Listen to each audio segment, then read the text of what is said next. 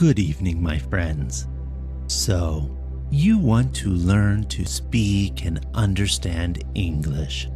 You have had a long day. You are tired.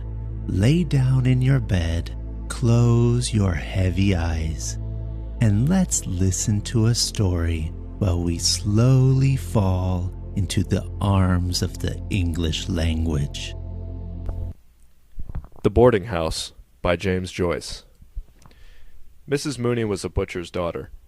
She was a woman who was quite able to keep things to herself, a determined woman.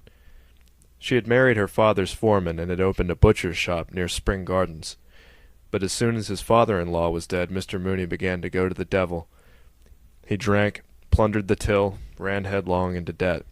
It was no use making him take the pledge. He was sure to break out again a few days after.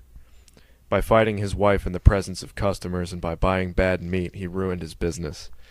One night he went for his wife with the cleaver, and she had to sleep at a neighbor's house. After that they lived apart. She went to the priest and got a separation from him with care of the children. She would give him neither money nor food nor house room, and so he was obliged to enlist himself as a sheriff's man.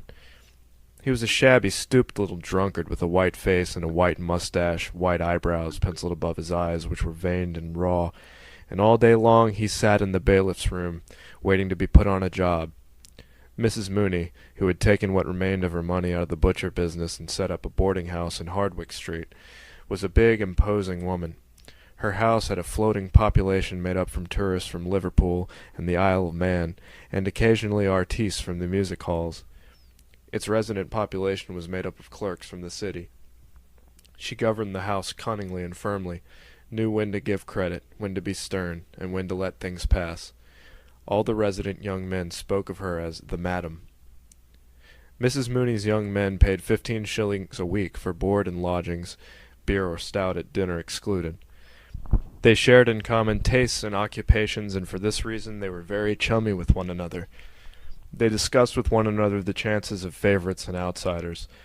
Jack Mooney, the madam's son, who was clerk to a commission agent in Fleet Street, had the reputation of being a hard case. He was fond of using soldiers' obscenities. Usually he came home in the small hours. When he met his friends he always had a good one to tell them, and he was always sure to be on to a good thing, that is to say, a likely horse or a likely artiste. He was also handy with the mitts and sang comic songs. On Sunday nights there would often be a reunion in Mrs. Mooney's front drawing-room. The music-hall artistes would oblige, and Sheridan played waltzes and polkas and vamped accompaniments. Polly Mooney, the madam's daughter, would also sing. She sang, "I'm a naughty girl, you needn't sham, you know I am." Polly was a slim girl of 19. She had light soft hair and a small, full mouth. Her eyes, which were gray with a shade of green through them, had a habit of glancing upwards when she spoke with anyone, which made her look like a little perverse Madonna. Mrs. Mooney had first sent her daughter to be a typist in a corn factor's office, but, as a disreputable sheriff's man used to come every other day to the office asking to be allowed to say a word to his daughter, she had taken her daughter home again and set her to do housework. As Polly was very lively, the intention was to give her the run of the young men. Besides, young men like to feel there is a woman not very far away. Polly, of course, flirted with the young men, but Mrs. Mooney, who was a shrewd judge, knew that the young men were only passing the time away. None of them meant business. Things went on so for a long time, and Mrs. Mooney began to think of sending Polly back to typewriting, when she noticed that something was going on between Polly and one of the young men. She watched the pair and kept her own counsel. Polly knew that she was being watched, but still, her mother's persistent silence could not be misunderstood. There had been no open complicity between mother and daughter, no open understanding, but though people in the house began to talk of the affair, still Mrs. Mooney did not intervene. Polly began to grow a little strange in her manner, and the young man was evidently perturbed. At last, when she judged it to be the right moment, Mrs. Mooney intervened. She dealt with more moral problems as a cleaver deals with meat, and in this case she had made up her mind. It was a bright Sunday morning of early summer, promising heat, but with a fresh breeze blowing. All the windows of the boarding-house were open, and the lace curtains ballooned gently towards the street beneath the raised sashes. The belfry of George's church sent out constant peals, and worshippers, singly or in groups, traversed the little circus before the church, revealing their purpose by their self-contained demeanor no less than by the little volumes in their gloved hands. Breakfast was over in the boarding-house, and the table of the breakfast-room was covered with plates on which lay yellow streaks of eggs with morsels of bacon fat and bacon rind. Mrs. Mooney sat in the straw armchair and watched the servant Mary remove the breakfast things. She made Mary collect the crusts and pieces of broken bread to help make Tuesday's bread pudding. When the table was cleared, the broken bread collected, the sugar and butter safe under lock and key, she began to reconstruct the interview which she had had the night before with Polly. Things were as she had suspected. She had been frank in her questions, and Polly had been frank in her answers. Both had been somewhat awkward, of course. She had been made awkward by her not wishing to receive the news in too cavalier a fashion, or to have seemed to have connived, and Polly had been made awkward not merely because allusions of that kind always made her awkward, but also because she did not wish it to be thought that in her wise innocence she had divined the intention behind her mother's tolerance. Mrs. Mooney glanced instinctively at the little gilt clock on the mantelpiece as soon as she had become aware through her reverie that the bells of George's church had stopped ringing. It was 17 minutes past 11. She would have plenty of time to have the matter out with Mr. Durand, and then catch short 12 at Marlborough Street. She was sure she would win. To begin with, she had all the weight of social opinion on her side. She was an outraged mother. She had allowed him to live beneath her roof, assuming he was a man of honor, and he had simply abused her hospitality. He was 34 or 35 years of age, so that youth could not be pleaded as his excuse, nor could ignorance be his excuse, since he was a man who had seen something of the world. He had simply taken advantage of Polly's youth and inexperience. That was evident. The question was, what reparation would he make? There must be reparation made in such case.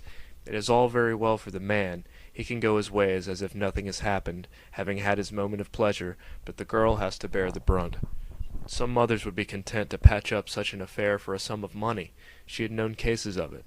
But she would not do so. For her, only one reparation could make up for the loss of her daughter's honor: marriage. She counted all her cards again before sending Mary up to Durand's room to say that she wished to speak with him. She felt sure she would win.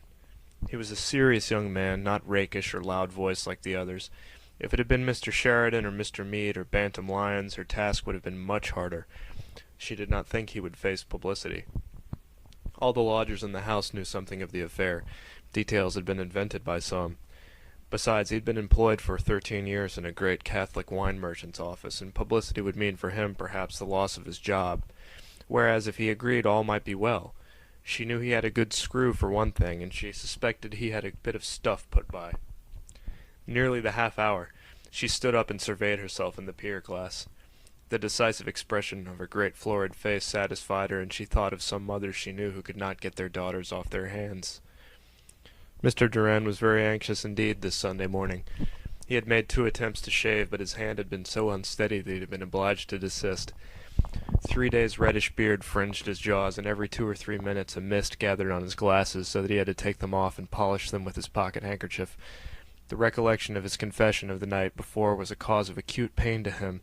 The priest had drawn out every ridiculous detail of the affair, and in the end had so magnified his sin that he was almost thankful at being afforded a loophole of reparation. The harm was done. What could he do now but marry her or run away? He could not brazen it out. The affair would be sure to be talked of, and his employer would be certain to hear of it. Dublin is such a small city. Everyone knows everyone else's business. He felt his heart leap warmly in his throat as he heard in his excited imagination old Mr. Leonard calling out in his rasping voice, "Send Mr. Durand here, please." All his long years of service gone for nothing. All his industry and diligence thrown away. As a young man he had sown his wild oats, of course. He had boasted of his free thinking and denied the existence of God to his companions in public houses. But that was all past and done with, nearly. He still bought a copy of Reynolds' newspaper every week, but he attended to his religious duties, and for 9/10 of the year lived a regular life. He had money enough to settle down on, it was not that. But the family would look down on her. First of all there was her disreputable father, and then her mother's boarding-house was beginning to get a certain fame. He had a notion that he was being had. He could imagine his friends talking of the affair and laughing. She was a little vulgar. Sometimes she said, "I seen," and "if I'd had have known." But what would grammar matter if he really loved her? He could not make up his mind whether to like her or despise her for what she had done. Of course he had done it too. His instinct urged him to remain free, not to marry. Once you're married you are done for, it said. While he was sitting helplessly on the side of his bed in shirt and trousers, she tapped lightly at his door and entered. She told him all, that she had made a clean breast of it to her mother, and that her mother would speak with him that morning. She cried and threw her arms round his neck, saying, "Oh, Bob, Bob, what am I to do? What am I to do at all?" She would put an end to herself, she said. He comforted her feebly, telling her not to cry, that it would be all right, never fear. He felt against his shirt the agitation of her bosom. It was not altogether his fault that it had happened. He remembered well, with the curious patient memory of the celibate, the first casual caress her dress, her breath, her fingers had given him. Then, late one night as he was undressing for bed, she had tapped at his door timidly. She wanted to relight her candle at his, for hers had been blown out by a gust. It was her bath night. She wore a loose, open combing jacket of printed flannel. Her white instep shone in the opening of her furry slippers, and the blood glowed warmly behind her perfumed skin. From her hands and wrists, too, as she lit and steadied her candle, a faint perfume arose. On nights when he came in very late, it was she who warmed up his dinner. He scarcely knew what he was eating, feeling her beside him alone at night in the sleeping-house. And her thoughtfulness, if the night was any way cold or wet or windy, there was sure to be a tumbler of punch ready for him. Perhaps they could be happy together. They used to go upstairs together on tiptoe, each with a candle, and on the third landing exchanged reluctant good nights. They used to kiss. He remembered well her eyes, the touch of her hand, and his delirium. But delirium passes. He echoed her phrase, applying it to himself. What am I to do? The instinct of the celibate warned him to hold back. But the sin was there. Even his sense of honor told him that reparation must be made for such a sin. While he was sitting with her on the side of the bed, Mary came to the door and said that the missus wanted to see him in the parlor. He stood up to put on his coat and waistcoat, more helpless than ever. When he was dressed, he went over to comfort her. It would be all right, never fear. He left her crying on the bed and moaning softly, "Oh, my God." Going down the stairs, his glasses became so dimmed with moisture that he had to take them off and polish them. He longed to ascend through the roof and fly away to another country where he would never hear again of his trouble, and yet a force pushed him downstairs step by step. The implacable forces of his employer and of the madam stared upon his discomfiture. On the last flight of stairs he passed Jack Mooney, who was coming up from the pantry nursing 2 bottles of Bass. They saluted coldly, and the lover's eyes rested for a second or two on a thick bulldog face and a pair of thick, short arms. When he reached the foot of the staircase he glanced up and saw Jack regarding him from the door of the return room.